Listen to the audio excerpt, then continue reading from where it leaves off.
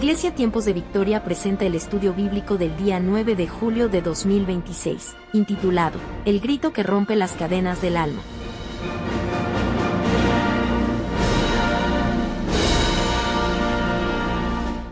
Feliz Día de la Patria para todos, feliz Día de la Independencia. Vamos a leer Primera de Samuel, capítulo 8, en relación a lo que recién dijimos, ¿no? Del Día de la Independencia, 9 de julio. En relación a eso podemos leer estos versículos, que si bien no tienen que ver con una independencia, no tienen que ver con lo que es la independencia humana, pero sí de alguna manera hicieron estas personas independizarse de Dios. Y así les fue. Pero está muy bueno hacer un paralelismo entre lo que es una independencia de un gobierno humano y una independencia de Dios, que en realidad, si vos querés ser libre, si vos querés ser realmente independiente, tenés que depender más y más de Dios. Vamos a leer 1 Samuel, en el capítulo 8 dice: Aconteció que habiendo Samuel envejecido, puso a sus hijos por jueces sobre Israel. Samuel fue juez, fue profeta y fue sacerdote. 3 ministerios tuvo. Él ahora estaba ejerciendo como juez. Él ya había envejecido y nombró a sus hijos como jueces de Israel. Y el nombre de su hijo primogénito fue Joel y el nombre del segundo Abías. Y eran jueces en Berseba. Pero no anduvieron los hijos por los caminos de su padre. Antes se volvieron tras la avaricia, dejándose sobornar y pervirtiendo el derecho. Entonces todos los ancianos de Israel se juntaron y vinieron a Ramá para ver a Samuel. Y le dijeron: he aquí, tú has envejecido y tus hijos no andan en tus caminos. Por tanto, constitúyenos ahora un rey que nos juzgue como tienen todas las naciones. A Samuel no le agradó esta palabra que le dijeron: danos un rey que nos juzgue. Y Samuel oró a Jehová. Y dijo Jehová a Samuel: oye la voz del pueblo en todo lo que te digan, porque no te han desechado a ti, sino a mí me han desechado para que no reine sobre ellos. El problema no era que se constituyera una monarquía. De hecho, en el libro de Levítico estaba establecido que podría llegar a venir alguna vez un rey. O sea que el problema no era una monarquía para Jehová. El problema era el versículo 5, cuando los ancianos vienen y le dicen a Samuel: tus hijos no hacen lo correcto. Y no le están diciendo hay que cambiar de jueces y que hagan lo bueno. Le están diciendo: mejor danos un rey que nos gobierne como gobiernan las otras naciones. Queremos ser iguales a los demás. Ahí radica el problema, el gran problema. Querían despegarse de lo que era el gobierno de Dios, con una motivación: tus hijos hacen lo malo, mejor que nos gobierne un rey. No le parece mal la idea de que los hijos dejen de juzgar, porque él sabe muy bien que los hijos están haciendo cualquiera. Él sabe que su ministerio está terminando porque él ya ha envejecido, pero él entiende perfectamente, le duele en su corazón, le pesa en su corazón. ¿Cómo van a dejar a Dios? ¿Cómo vamos a abandonar semejante bendición que tenemos de que nos gobierne Dios a cada uno de nosotros? Él está angustiado, está recontra angustiado, por eso que viene el Señor y le habla en el versículo 7 y le dice: tranquilo, escuchá su voz, porque no te han desechado a ti. Él se pone mal, sino que a mí me han desechado. Conforme a todas estas obras que han hecho desde el día en que los saqué de Egipto hasta hoy, dejándome a mí, sirviendo a dioses ajenos, así hacen también contigo. El Señor le dice: me han desechado a mí, pero esto no viene desde ahora, viene desde el día en que los saqué de la tierra de Egipto. Yo los saqué y enseguida hicieron un becerro de oro, los saqué y enseguida se levantaron en contra de Moisés, los saqué y después cada vez que pudieron hicieron lo malo delante de mis ojos. Y llega este día y ya piden un rey. No te han desechado a ti, siempre se han querido alejar de mí. Eso es lo que está diciendo la Escritura. ¿Cuántos me van siguiendo hasta ahora? Ahora pues oye su voz, pero protesta solemnemente contra ellos y muéstrales cómo los va a tratar un rey que reinará sobre ellos. Y refirió Samuel todas las palabras de Jehová al pueblo que le había pedido rey. Dijo pues: así hará el rey que reinará sobre vosotros. Tomará vuestros hijos, los pondrá en sus carros, en su gente de a caballo, para que corran delante de su carro. Nombrará para sí jefes de miles y jefes de cincuentenas. Los pondrá a sí mismo a que aren sus campos y siguen sus mieses, y a que hagan armas de guerra y los pertrechos de sus carros. Tomará también a vuestras hijas para que sean perfumadoras, cocineras y amasadoras. Asimismo tomará lo mejor de vuestras tierras, de vuestras viñas, de vuestros olivares, y los dará a sus siervos. Diezmará vuestro grano y vuestras viñas para dar a sus oficiales y a sus siervos. Tomará vuestros siervos y vuestras siervas, vuestros mejores jóvenes, vuestros asnos, y con ellos hará sus obras. diezmará también vuestros rebaños y seréis sus siervos. Y clamaréis aquel día a causa de vuestro rey que os habéis elegido, pero Jehová no les responderá en aquel día. Lo que les dice el Señor es, dales el rey que están pidiendo, pero avisales qué es lo que les va a pasar. De hecho, en este sistema que nosotros vivimos hoy en día, ya no estamos en el tiempo de las monarquías, estamos en el tiempo de los presidentes, nosotros somos presidentes, es exactamente lo mismo, es exactamente lo mismo. Te drenan, sea del partido que sea, del lugar que sea, pero todo esto comienza cuando la Biblia relata y nos cuenta que los ancianos encontraron justo una justificación para pedir un rey en vez de poner jueces que hagan bien las cosas y seguir siendo gobernados por Dios. Lo que nosotros conocemos como la teocracia, el gobierno de Dios. Ellos estaban bajo la teocracia. El gobierno era de Dios, Dios tenía sus sacerdotes, Dios tenía sus profetas, Dios tenía su gente, estaban sus jueces. Dios gobernaba. El gobierno era de Dios, teocracia. Y ellos ponen una monarquía. Hoy ya no hay monarquía. ¿Qué hay hoy? Democracia. Hoy nosotros vivimos bajo la democracia. Y la democracia la podemos encontrar también en la Biblia en uno de los mensajes a las 7 iglesias. El mensaje a la Odisea. La Odisea significa el gobierno de la gente. No gobernaba, en la Odisea no gobernaba Jesús, gobernaba la gente. Está bueno leerlo para ver lo que arrancó con Saúl, que fue el primer rey. Después en el Nuevo Testamento Juan recibe la revelación del Apocalipsis y él habla y le da un mensaje, Juan le da un mensaje a las 7 iglesias, escribe al ángel de la iglesia, le dice a Juan, y le escribe, y a cada iglesia le da un mensaje, y había una de esas iglesias que era democrática. Y les digo, la democracia está muy bien, hoy vivimos, ya lo dije esto, vivimos en un país que es democrático. Pero resulta que en un ámbito espiritual, una vez que vos pasás de la puerta para adentro de una iglesia, en el ámbito espiritual, yo tengo que respetar tus derechos, vos tenés que respetar los míos, tenemos que hacerlo. Cuando pasás y entrás en la comunidad espiritual, el gobierno es de Dios, el gobierno es de Dios, el que habla es el Señor. Seguimos igual, estamos bajo una democracia, por supuesto que sí, pero el gobierno tiene que ser de Dios. Bien, acá dice, y escribe al ángel de la iglesia en la Odisea. La Odisea significa el gobierno de la gente. He aquí el amén, el testigo fiel y verdadero. El principio de la creación de Dios dice esto. Yo conozco tus obras, que ni eres frío ni caliente. Ojalá fueses frío o caliente, pero por cuanto eres tibio y no frío ni caliente, te vomitaré de mi boca. Porque tú dices, yo soy rico, me he enriquecido, de ninguna cosa tengo necesidad, y no sabes que tú eres un desventurado, miserable, pobre, ciego y desnudo. Por tanto, yo te aconsejo que de mí compres oro refinado en fuego, porque lo estaban comprando en otro lado, lo conseguían entre ellos. Yo te aconsejo que de mí compres oro, presencia, la búsqueda, para que seas rico, y vestiduras blancas para vestir, y que no se descubra la vergüenza de tu desnudez, y unge tus ojos con colirio para que veas. Yo reprendo y castigo a todos los que amo, sé pues celoso y arrepiéntete. He aquí yo estoy a la puerta y llamo. Si alguno oye mi voz, ¿por qué él reclama y dice si alguno oye mi voz? No pueden escuchar la voz de Jesús porque están muy ocupados escuchando sus propias voces, consensuando. Por eso el gobierno es de la gente. Por eso la palabra de Dios queda a un costado. Entonces ellos empiezan a gobernar. Y estamos hablando del libro de Apocalipsis y Jesús les reclama y dice, yo estoy a la puerta. Me dejaron afuera y los estoy llamando. Si alguien puede hacer silencio y oír mi voz, entraré a él, cenaré con él y él conmigo. Al que venciere, al que pueda oír mi voz, al que deje de oír a los hombres, le daré que se siente conmigo en mi trono, así como yo he vencido y me he sentado con mi Padre en su trono. El que tiene oído, oiga lo que el Espíritu dice a las iglesias.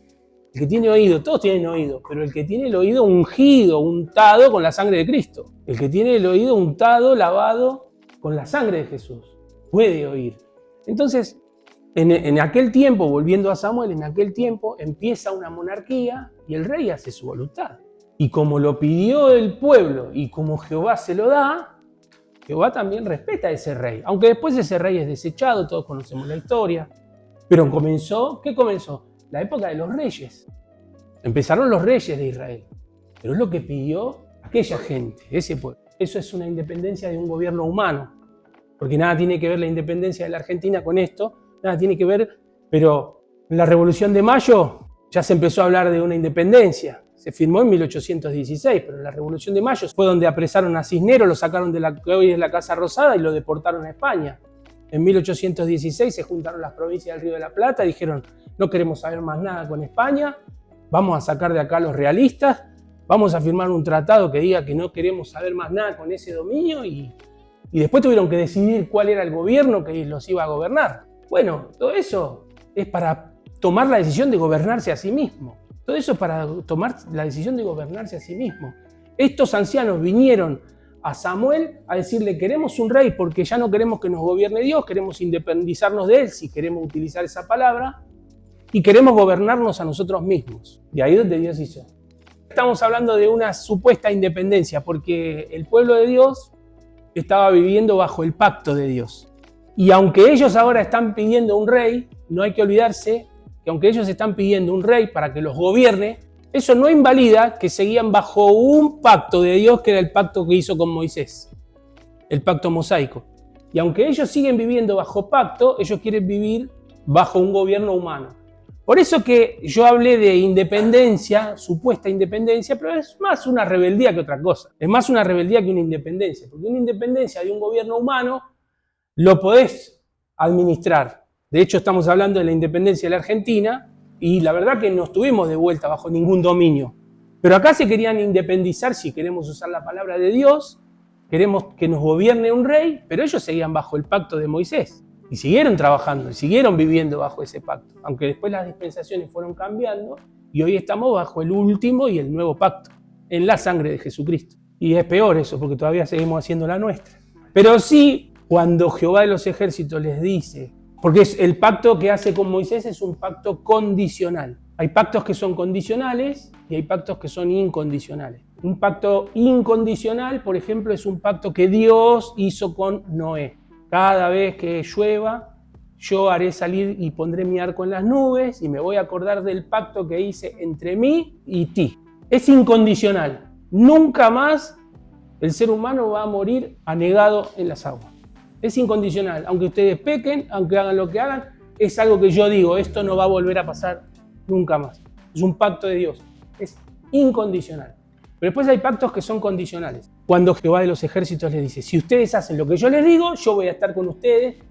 Y ellos le respondieron, sí, haremos todo lo que tú digas. Es condicional. Si vos te portás bien, papá te compra la bici. Los gobiernos humanos no son malos, pero ninguna institución, líder o algún sistema puede ocupar el lugar de Dios. No se puede. No podemos nosotros ocupar el lugar de Dios, por más de que seamos la iglesia. Nosotros no podemos ocupar el lugar de Dios. Y sin querer queriendo muchas veces ocupamos ese lugar. Cuando decimos, ¿viste lo que hizo fulano de tal? Para mí este no tiene perdón de Dios, se va a ir al infierno. Estamos ocupando un lugar que no nos corresponde. Porque estamos declarando, decretando o asentando una base de que tal persona no va a heredar el reino de los cielos. Y ese es un trabajo que le corresponde únicamente a Jesús. Él dice que al final de los tiempos Él va a cortar el trigo y la cizaña y va a separar a unos a un lado y otros a otro. Cuando la iglesia toma ese lugar y empieza a mandar a la gente al infierno, está ocupando un lugar que no le corresponde. Nosotros lo que podemos decir es, las personas que hacen la voluntad de Dios son dignas de heredar el reino de los cielos. Y las que no lo hacen, las que rechazan a Dios, son dignas de heredar una eternidad sin Cristo. Pero a la final el que decide se llama Jesús. Y el que trae convencimiento o el que redarguye de pecado se llama Espíritu Santo. La iglesia no puede condenar, la iglesia no puede perdonar, la iglesia no puede mandar al infierno, la iglesia lo único que puede hacer es orar. Orar, orar, orar, para que Dios abra las puertas y Dios en su voluntad lo hace o no lo hace.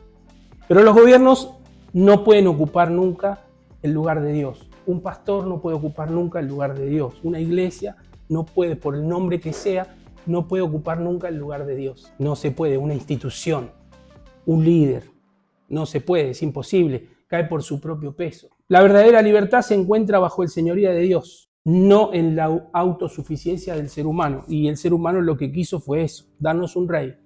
Nosotros con un rey nos arreglamos, alguien con el que podamos ver y al que le podamos discutir, alguien al que podamos nosotros decirle cuáles son nuestras demandas, porque con Dios está todo bien, pero hay que hacer lo que Él dice y ya estamos un poco cansados. Eso es más o menos lo que están diciendo estos hombres. Una nación puede ser libre del dominio extranjero. Por ejemplo, Argentina fue libre del dominio extranjero, pero las personas siguen siendo esclavas del miedo, las personas siguen siendo esclavas de los temores, de los vicios. La verdadera libertad la trae Jesús. Hoy estamos celebrando 9 de julio haber sido libres del dominio español. Sin embargo, seguimos batallando con nuestras cosas porque lo espiritual va mucho más arriba. Y Jesús dijo en Juan 8:36, si el Hijo del Hombre os libertare, porque las personas pueden seguir siendo esclavas del pecado, del miedo y de las malas decisiones. Nosotros muchas veces hemos tomado malas decisiones. La mayoría, creo, de las veces hemos tomado malas decisiones. El hombre aprende cada vez que se equivoca, aprende por impacto. Es muy difícil que alguien aprenda porque ve que se lastima el otro. Cuando vos ves que se lastima el otro, decís, oh, ¿viste lo que pasó? ¿Viste? Por ejemplo, hablando de otro tema que tiene que ver con la inseguridad. Todos nosotros hablamos de la inseguridad pensando lisa y llanamente que nunca nos va a pasar. ¿Viste lo que pasó en Solano? Que agarraron a un muchacho y después dejamos la puerta abierta y salimos porque a nosotros no nos va a pasar. Siempre uno piensa de esa manera, ¿no? De que no nos va a pasar. Y la realidad es totalmente diferente. Bueno, una nación puede ser libre del dominio extranjero, pero la persona puede seguir esclava del pecado, del miedo y de las malas decisiones. Por ejemplo, el pueblo de Dios cuando salió de Egipto, que salió en libertad, salió lleno de oro, salió lleno de perlas, salió lleno de ganado, salió lleno de ropa, de carros. Pero cuando llegaron al medio del desierto no sabían qué hacer con tanta riqueza, no sabían qué hacer con su libertad, y cuando tuvieron la primera lucha dijeron, mejor nos volvemos a Egipto y comemos cebollas y comemos ajos. Seguían siendo esclavos del miedo, seguían siendo esclavos del pecado, seguían siendo esclavos, pero eran libres, pero eran esclavos. Recordamos el grito de libertad de Tucumán en 1816, pero recordamos cuál fue nuestro último grito de libertad sobre el pecado, de tal forma que no volvimos a desear esas cebollas. Micumán, 1816. Y Jesús dijo, así que si el Hijo os libertare, seréis verdaderamente libres. Eso es lo que dice nuestro Señor Jesús. Y lo que podemos decir es que un país puede cambiar su condición de ser esclavos a ser libres, pero Cristo cambia la condición del corazón. Jesús puede cambiar la condición del corazón humano.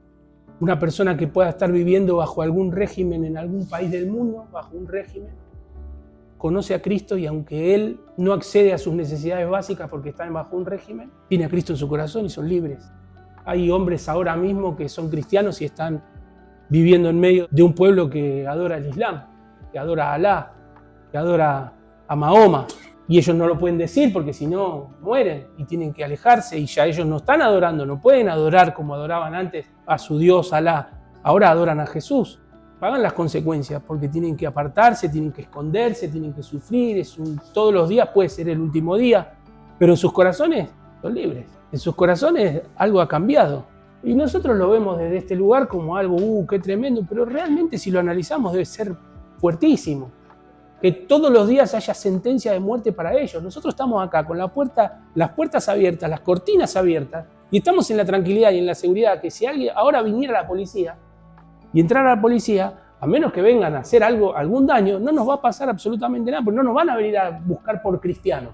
Estamos tranquilos, estamos absolutamente tranquilos porque tenemos libertad de culto, estamos tranquilos porque estamos en democracia, estamos tranquilos porque es un país donde no hay guerras, donde no falta el alimento. Estamos re tranquilos, pero hay lugares donde hay sentencia de muerte todo el tiempo solamente por decir la palabra Jesús. Pero ellos son libres. Alguien puede decir, no necesito de nadie. Como por ejemplo, lo que leímos hace un rato, el libro de Samuel, que dijeron, necesitamos un rey, no queremos otra cosa que un rey. O por ejemplo, cuando leímos hace un ratito en la Odisea, tú dices, tú eres rico, no tengo necesidad de nada. Alguien puede decir, no necesito de nada ni de nadie.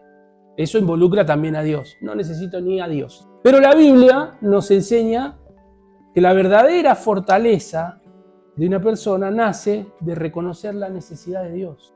La verdadera fortaleza nace al reconocer que yo necesito a Dios. Proverbios en el capítulo 3, versos 5 y 6, nos habla, ¿no?, de esa verdadera fortaleza. Yo no necesito a nadie, no necesito de nada. Son las mismas personas que dicen, yo por mis hijos mato y muero. ¿Escuchó alguna vez esa frase? Yo por mis hijos mato y muero. Te vas a matar y morir. Viví por tus hijos, enseñale las cosas buenas, que hagan bien las cosas. Depende de Dios, vas a ver que todo te va a ir bien. Proverbios capítulo 3, del verso 5 y el verso 6 dice, fíate, fíate de Jehová de todo tu corazón y no te apoyes en tu propia prudencia. Reconócelo en todos tus caminos y Él enderezará tus veredas. La verdadera fortaleza entonces decimos que vale o nace de un corazón que reconoce la necesidad de Dios, reconoce que necesita a Dios. El enemigo más dañino, encubierto, que puede tener una persona no es Satanás. El enemigo encubierto más dañino que puede tener una persona no es Satanás. ¿Por qué digo que no es Satanás? Porque aunque Satanás anda encubierto por ahí, nosotros sabemos que tenemos una batalla contra él. Sabemos que no es contra carne y sangre. Pero hay un enemigo encubierto que creo que es más dañino y se llama negación. Confía en Jehová, reconócelo en todos tus caminos, Él enderezará tus veredas. No, yo estoy bien. El enemigo más dañino entonces es la negación. No reconocer que necesito a Dios. No reconocer que estoy mal. No reconocer que tengo una enfermedad espiritual. Estamos hablando espiritualmente. La verdadera fortaleza viene de un corazón que reconoce la necesidad de Dios. Pero hay ese enemigo silencioso que es más dañino, digamos. Yo sé que tengo una batalla en contra de un enemigo y que no es contra sangre y carne, sino contra principados, potestades. Pero dentro mío hay un mal y se llama la negación. ¿Cómo estás, hermano? Bien. Yo lo entiendo eso, en un buen espíritu, lo entiendo. Pero ¿cómo estás? Bien. Y siempre, y yo no creo, yo lo dije muchas veces, yo no creo en esos líderes o en esas personas que nunca les pasa nada. No se puede creer en una persona que nunca le pasa nada. La negación es un enemigo que es silencioso, está encubierto. Viene de la mano de la justificación. No, yo no estoy mal. Los que están mal son mis hermanos. Los que están en pecado son ellos. Y cuando voy a la oración me justifico, diciendo, Señor, pero tú sabes que yo peco, pero ellos son los que me hacen enojar. Son ellos los que... La negación, la justificación vienen de la mano, son enemigos silenciosos. Y nos anula en cuanto a la dependencia de Dios. Y el libro de los Proverbios nos dice que nos tenemos que fiar de todo corazón de Dios, de nuestro Señor. Porque un corazón fortalecido en Dios nace de reconocer que necesitamos de Él. Eso es muy, muy, muy importante, que tengamos una dependencia absoluta de Dios. Una dependencia absoluta de nuestro Padre Celestial, que es el que nosotros vamos a acudir cuando sea el momento de nuestros días más grises, más oscuros. Cuanto más dependemos de Dios, somos más libres. Es así. Cuanto nosotros más dependemos de Dios, encontramos más libertad. Y lo estamos diciendo hoy haciendo alusión al 9 de julio, que es el Día de la Independencia, el Día de nuestra libertad, donde se firmaron los actas, los decretos y tantas cosas. Y la verdad que no pasó más que eso. No pasó más que eso, porque después el dominio vino a través de otros sistemas, como lo que puede ser el consumismo, por ejemplo, el capitalismo, que nos domina, que nos tiene ahí, que estamos nosotros todos sumergidos en el gasto, en tener, en acceder, en poder, en tener. Y es nuestro rey, es un sistema, ¿no? Nosotros tenemos que vivir en lo terrenal porque estamos viviendo en un sistema que está caído y está corrompido. Al margen de vivir en lo terrenal, porque no podemos vivir, no podemos ir a la montaña a vivir solos, porque no es saludable, porque somos seres sociales. Al margen de eso tenemos Espíritu Santo, tenemos Jesús, tenemos Biblia, tenemos iglesia, tenemos comunidad. Bien, todo eso que tenemos a favor nos tiene que enseñar a vivir en medio de un sistema caído, tomado de la mano de Jesús. Y por supuesto que hay que ir a trabajar, y por supuesto que hay que pagar impuestos, y por supuesto que muchas veces vamos a ser esclavos del banco porque hay que pagarle al banco el préstamo que le pedimos. Por supuesto que vamos a estar metidos en este sistema, pero es lo que le dijo Jehová de los ejércitos a Samuel cuando el pueblo pidió un rey. Decirle al pueblo que le van a sacar sus mujeres, que le van a sacar su dinero, que le van a sacar su campo, Hasta el día de hoy, aunque cambiaron, ya no estamos en la monarquía, estamos en la democracia, sigue pasando. Esto es lo humano, pero en lo espiritual es siempre lo mismo. Va siempre en el mismo derrotero. Que todo vaya cambiando siempre de mal en peor. A nosotros nos salva la gracia. Si nosotros no estuviéramos bajo la gracia, no estaríamos. No estaríamos porque estaría Jehová de los ejércitos y ya le digo que a mí me hubiera cortado en 1000 pedazos. No sé a ustedes.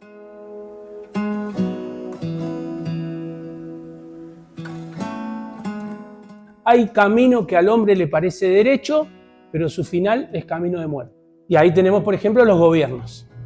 El final es un camino de muerte, porque un gobierno no puede salvar a nadie. Una monarquía no puede salvar a nadie. Jesús vino para salvar. Dice también que Jehová pesa los corazones. Hay muchos versículos para pararse y entender que cuanto más libres queremos ser, es cuanto más debemos depender de Dios.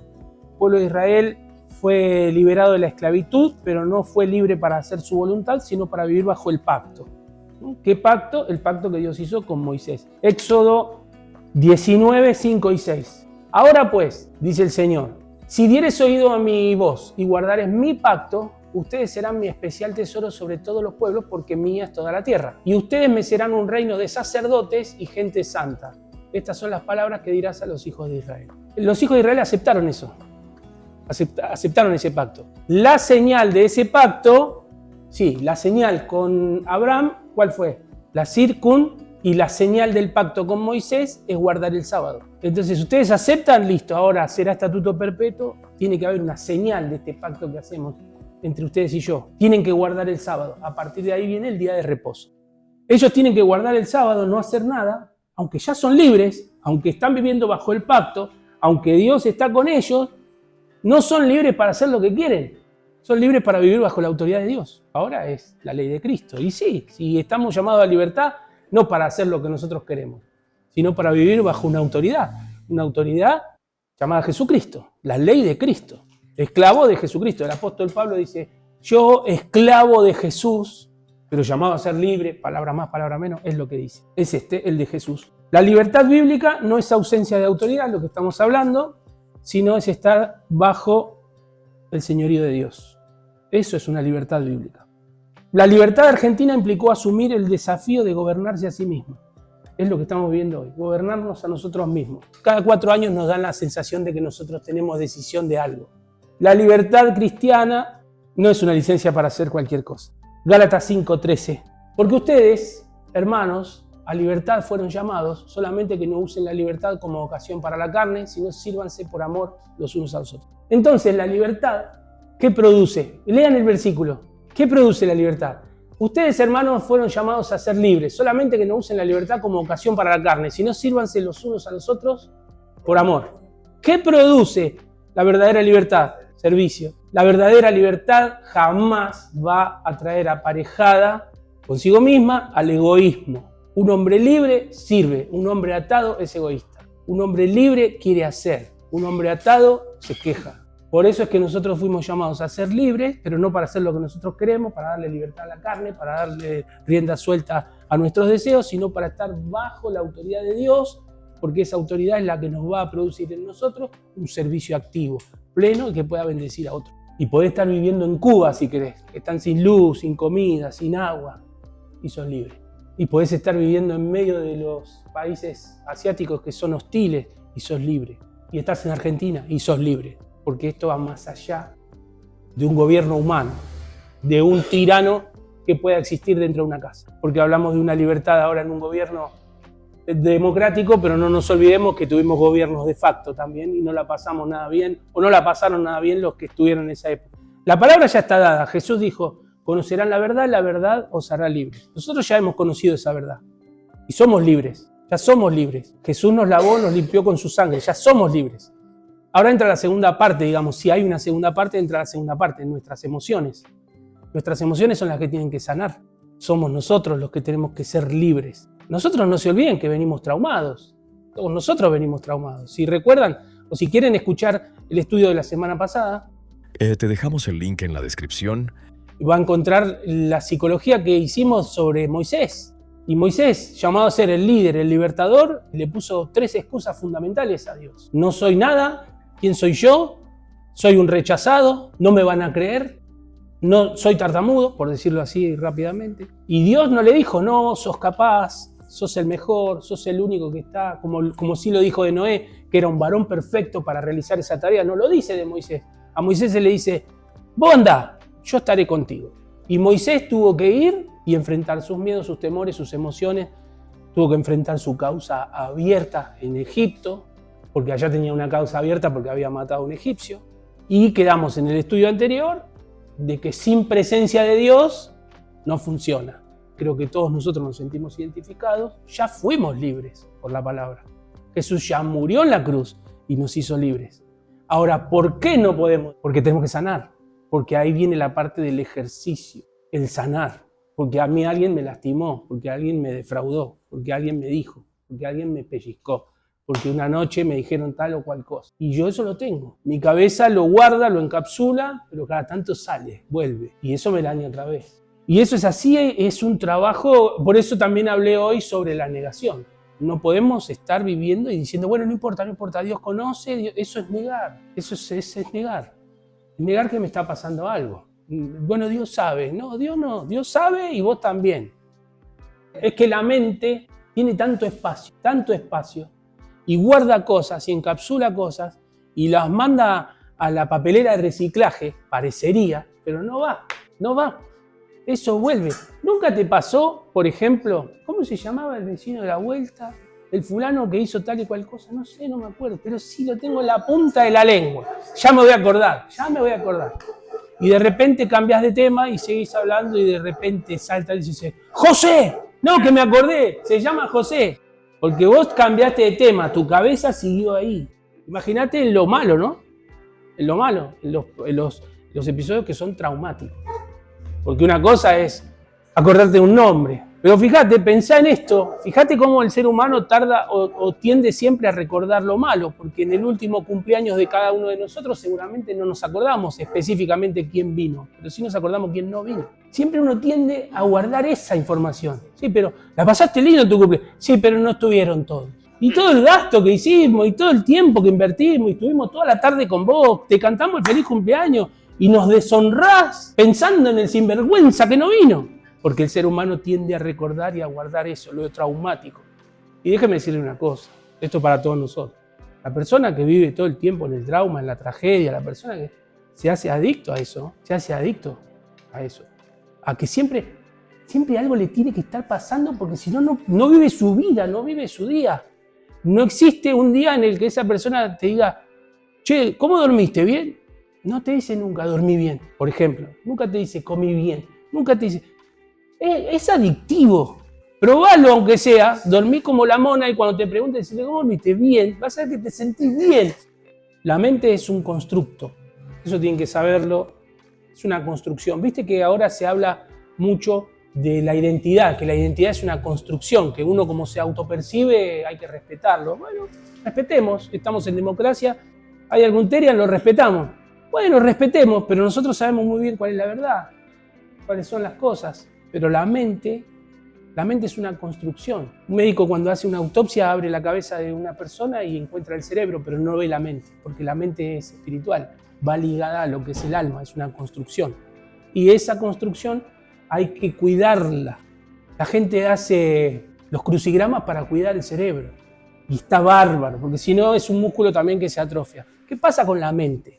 Porque la mente no es el cerebro. Encontrás el cerebro, pero no la mente. La mente va ligada con las emociones. Eso es lo que tiene que sanar. Es el alma. Eso es lo que hay que sanar. Por eso Moisés tuvo un tiempo hasta volver a Egipto. Tuvo que sanar esa parte de que era tartamudo, que no servía para nada, que no le iban a creer. ¿Y cómo lo sanó? Con unas simples palabras que él creyó. Yo estaré contigo. Y las creyó. Leímos que Jeremías dijo, soy niño, envía a otro, yo no puedo ir. Y Jehová de los ejércitos lo mira a Jeremías y dice, no digas soy niño, a todo lo que yo te envíe dirás tú porque yo estoy contigo. Y a todos les dijo, yo estoy contigo. Pero a ninguno de ellos al otro día se levantó y estaban sanos. Moisés al otro día seguía tartamudo. Jeremías al otro día seguía diciendo, pero seguro yo soy un niño. Pero ya había una palabra. Y esa es la batalla que se da en la mente. Pablo el apóstol dice, renovaos el espíritu de vuestra mente que está viciada. La parte emocional es una parte que en la iglesia se negó durante muchísimo tiempo. ¿Cuántas veces, amados hermanos, hemos pasado acá al frente y dejamos de lado a los pastores porque de los pastores es nuestro trabajo? Es nuestro trabajo. Entonces el pastor tiene que ser como el payaso, aunque el corazón le sangre, él tiene que sonreír, él tiene que venir a hablar de Jesús, porque no es mía la palabra, no es mía la iglesia, no son mías las almas, no es mío el evangelio, Jesús no es mío, nada es mío. ¿Quién le preguntó alguna vez al cartero que vino a tu casa a traerte el resumen de la luz o de la tarjeta cómo estaba, si habían comido sus hijos? A nadie se le ocurre pensar si el cartero comió, si anda bien, si se peleó con la esposa. Es el cartero, él viene, deja la correspondencia y se va. Así es un pastor. Pero, amados hermanos, no podemos vivir la vida espiritual diciendo siempre que todo está bien. Porque aunque sea como sea, estamos mintiendo. Y no se puede venir y contar al frente, no, me pasa esto, me pasa el otro, pero venir y decir, hermanos, lo que yo les voy a compartir, esto es de Jesús, pero ¿sabe qué? Me encuentro tan identificado en esto que le estoy diciendo, porque lo vivo, porque lo sufro, porque lo siento. Y no contás nada de lo tuyo, ni tenés que estar perdiendo el tiempo contando toda una historia que no le importa a nadie, que muchos de los que te están escuchando tal vez después la van a replicar como quieran ahí afuera, una información falsa. Pero sí puede venir y decirle, la verdad no la paso bien, lo estoy batallando. Pero son dos los factores. Uno, que la información siempre se filtra, sale de las cuatro paredes de la iglesia, eso es tristísimo. Y lo segundo, lo que hablamos hace un rato, la negación. ¿Cómo yo voy a decir que estoy mal? ¿Cómo yo voy a decir, che, estoy peleando una batalla? Más vale paso por espiritual, digo algo que sea más o menos inteligente y está todo bien. Y uno se va echando paladas de tierra. Y no es lo que le pasó a estos hombres de Dios, porque ellos se enfrentaron a Dios y le dijeron la posta, no puedo, no sé, tengo miedo, estoy solo, mi familia es pobre, soy el último de los mohicanos. Dios le dijo, yo estoy contigo. Y eso lo sanó. Es lo emocional lo que nosotros tenemos que sanar. Lo otro es trabajo de Dios, somos libres. Si Cristo viene, nos vamos a ir con Él. Nos vamos a ir con Él. Él ya fue a la cruz, su sangre ya nos lavó, nos limpió. Es por fe. Nunca dijo Jesús, primero vamos a sanar tu alma, después si estás sano, sos salvo. Sos salvo por la fe en Cristo Jesús. Gracias, Señor. Bueno, ahora venís, vamos a arreglar cuentas. Voy a sanar tu alma, tus traumas, tus emociones. Vamos, es un camino, es un ejercicio, es una búsqueda. Las enfermedades del alma se sanan solamente hablando con Jesús, enfrentándolas. Es la única forma, enfrentando lo que nos pasa. Hoy estamos celebrando, de alguna manera, celebrando la independencia de la corona española. ¿Qué nos cambió a nosotros? Si ahora somos dependientes de otras cosas. A nosotros lo único que nos cambia es si conocemos la verdad, porque la verdad nos hará libres. Si conocemos a Jesús, para poder convertirnos en discípulos reales de Jesucristo. Nosotros que vivimos en una comunidad cristiana. Otras personas hoy están, y lo celebramos también, celebrando la independencia porque es una realidad. Estamos lejos de un dominio extranjero y eso es valorable.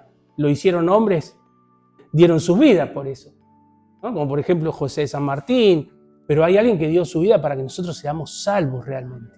Alguien dio su vida para que nosotros realmente podamos sentarnos acá, hablar de lo que nos pasa y sentirnos libres realmente. Yo creo que esa es la única forma en la cual nosotros podemos ser libres del pecado y libres de la gente, libres de todo lo que tenga que ver, que venga de afuera, ¿no?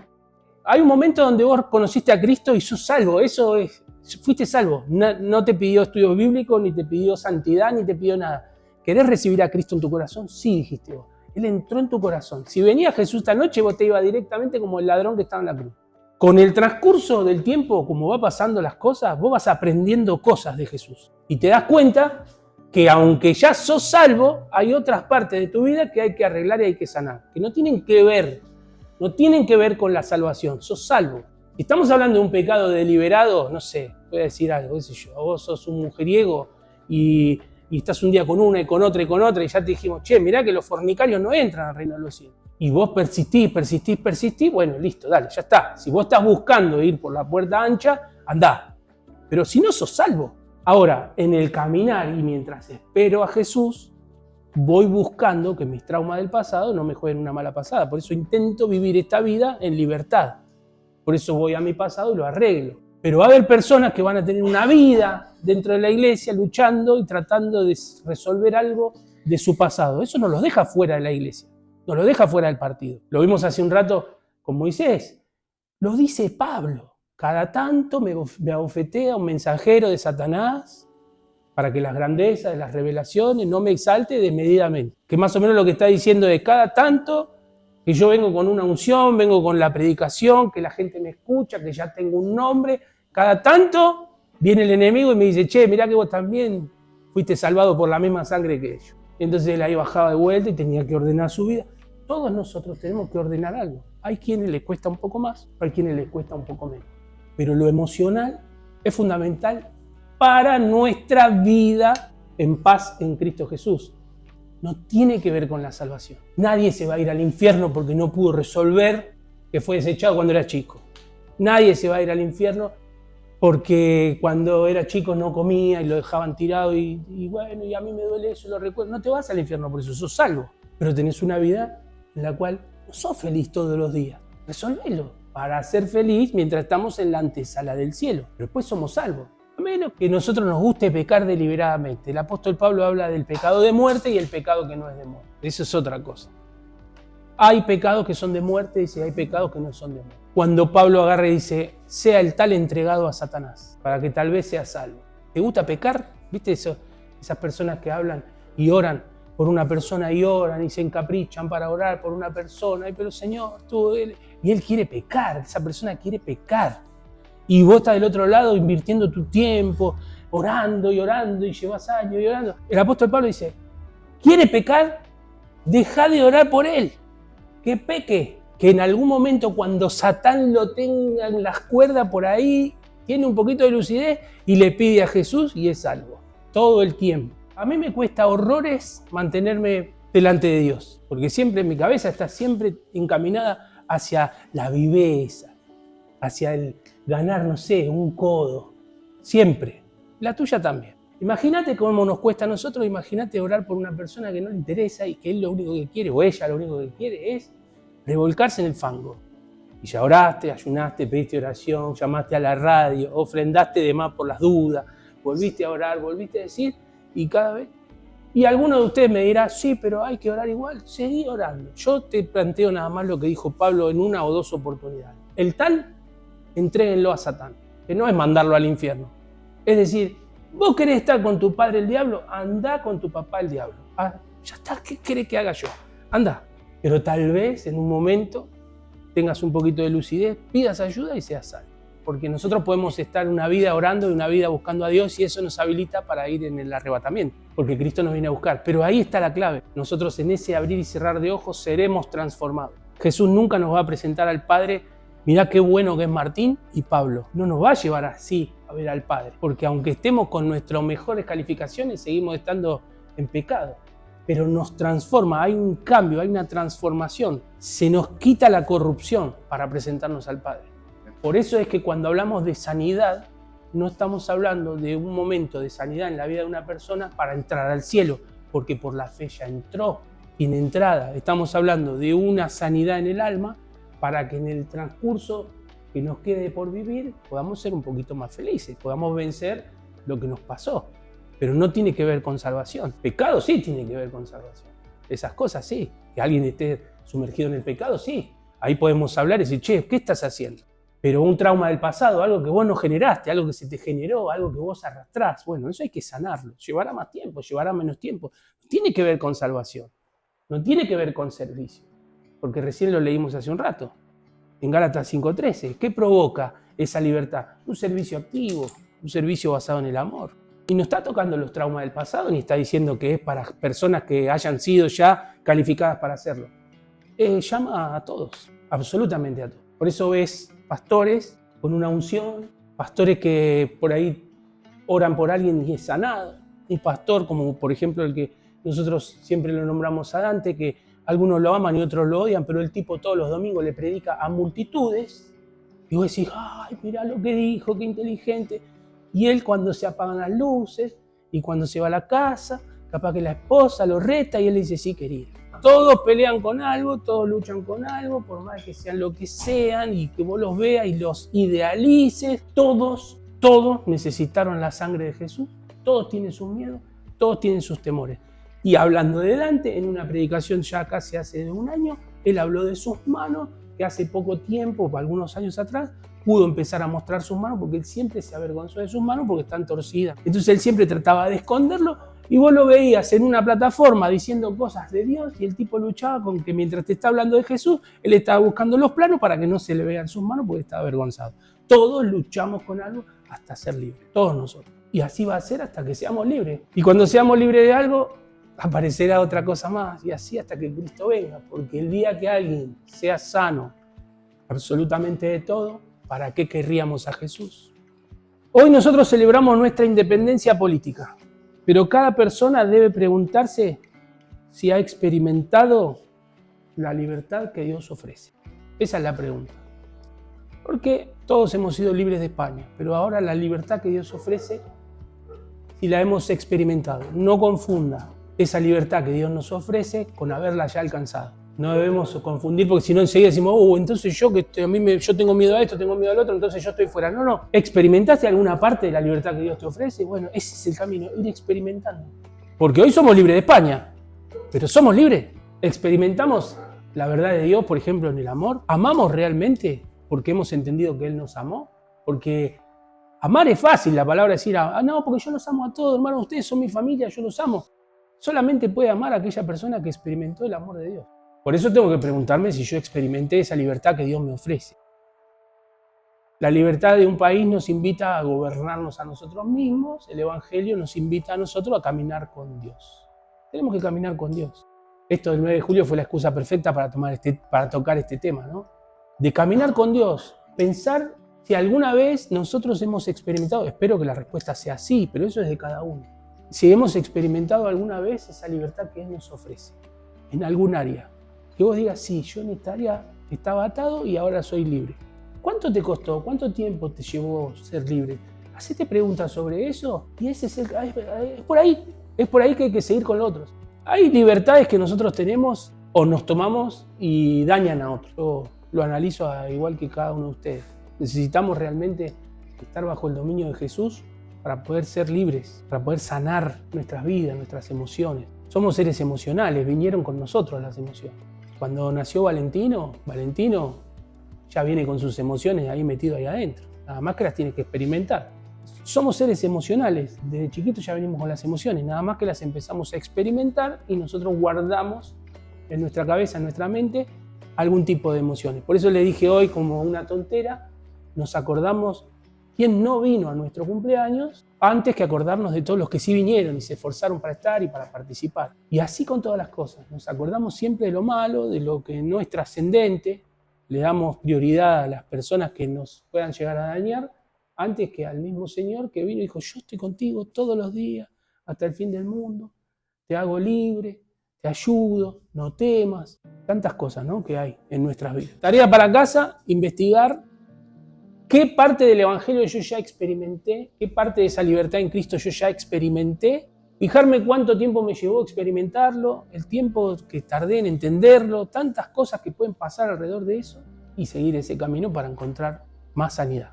Hebreos 12:14, sin santidad nadie verá a Dios. No habla de una santidad que tenga que venir desde mi perspectiva, sino de la sanidad de Dios a mi vida.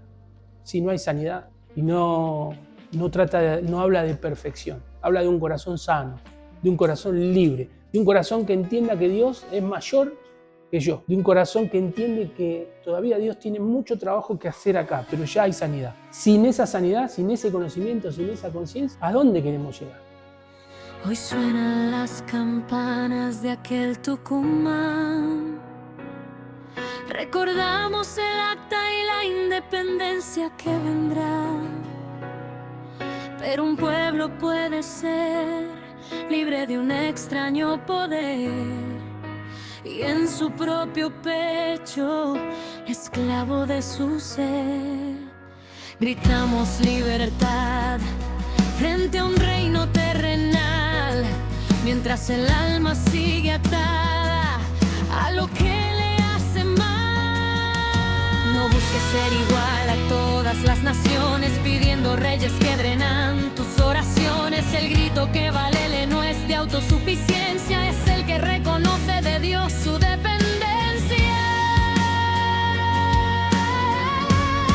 El corazón grita libertad,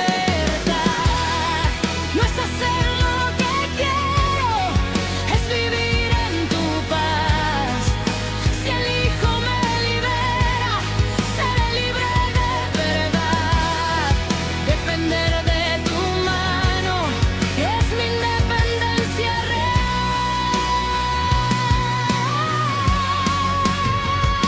Salimos de Egipto cargados de oro y de fe,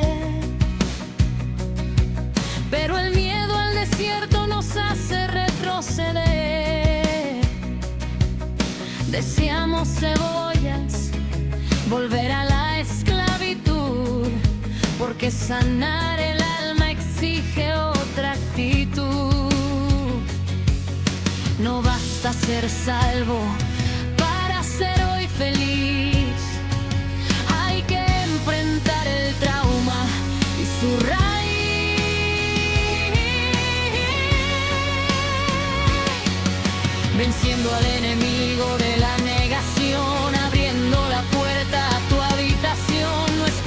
voces de hombres ni de la gente.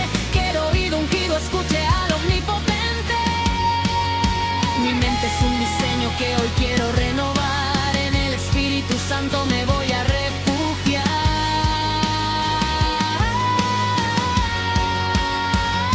La libertad no es licencia para la carne. Es amor que se entrega para otros levantarme.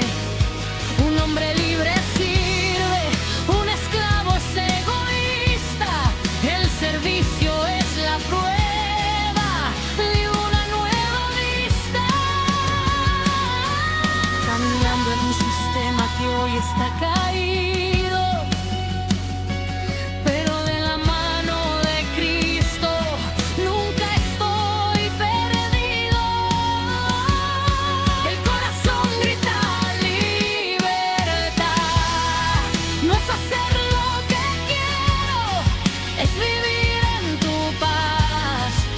Si el Hijo me libera, seré libre de verdad.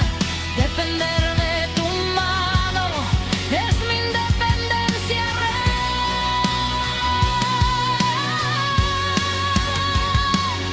¿Qué parte de esta libertad ya experimentaste hoy? Investiga tu alma, mira dónde voy. Sin santidad ni sanidad nadie verá al Señor. Gracias por tu sangre.